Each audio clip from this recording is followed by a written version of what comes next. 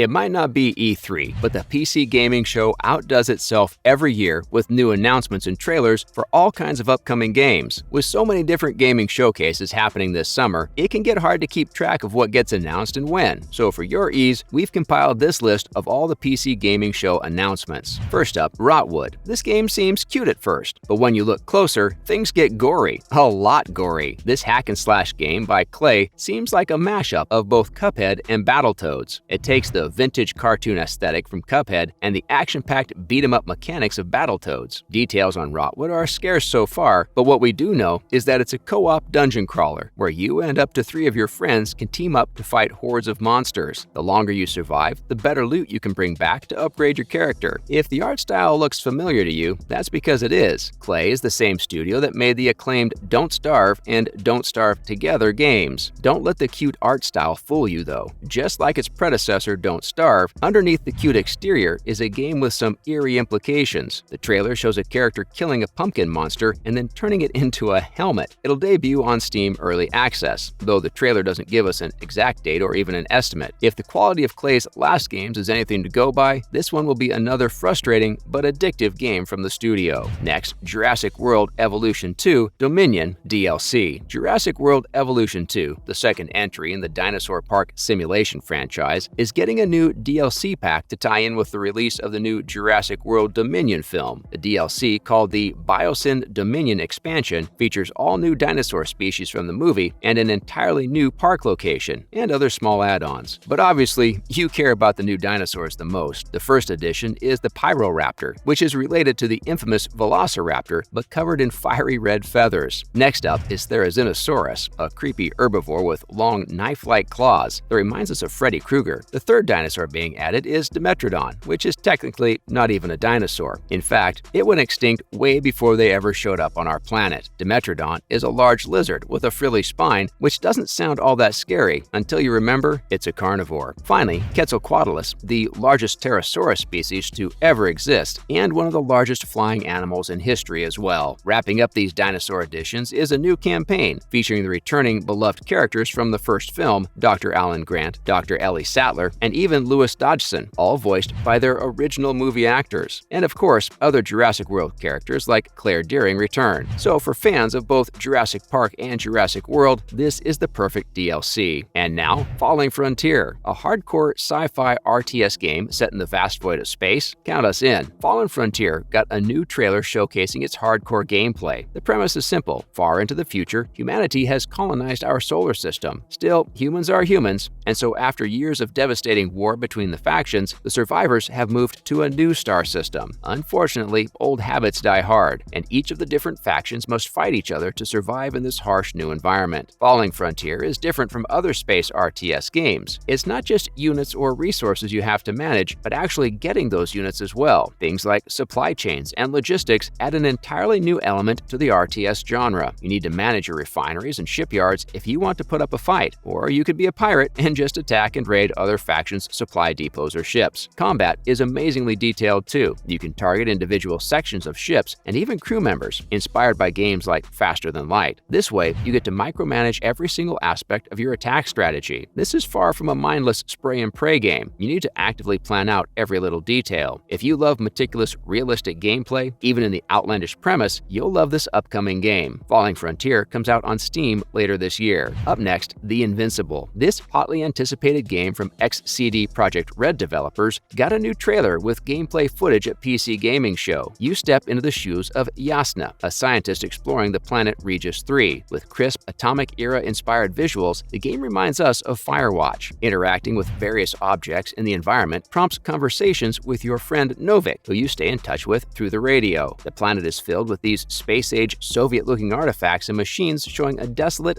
dusty wasteland. The graphics make everything look beautiful, and the story is captivating. Exploring whatever hidden secrets lay in this decrepit world filled with a desperate subsection of humanity with an intriguing Firewatch-esque flair is something we can't wait to do. But even if there wasn't a drama story going on underneath the surface, the visuals themselves are so breathtaking that the game will be worth playing for that alone. Despite revealing 5 minutes of direct gameplay footage at the showcase, developer Starward Industries is clearly keeping these things close to the chest. Yasna, who on first watching you assume is the protagonist of the game, dies unceremoniously obviously by the end of the trailer. The Invincible launches next year on Steam, Epic Game Store, and GOG.